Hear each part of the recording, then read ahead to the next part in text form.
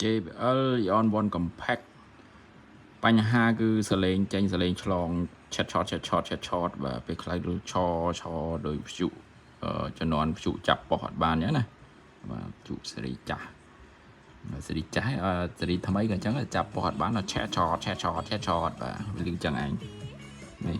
Ion One Compact ឥឡូវយើងតេស្តសិនបាទអត់ចាប់ចូលទេតេស្តមើលសិនព្រោះអាការៈហ្នឹងពេលខ្លះយើងបើកដំបងវាអត់ចេញទេបាទតចាក់វាខ្លះតចាក់ច្រើនបត់ដែរបើវាចេញមកឆេតឆតអញ្ចឹងពេលខ្លះចាប់ចូលហើយបើកតេស្តចឡើងឆេតឆតដែរបាទព្រោះ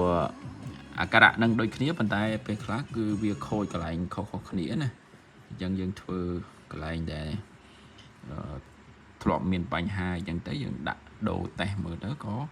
អត់បាត់ដែរអញ្ចឹងតតែពេលខ្លះតតែ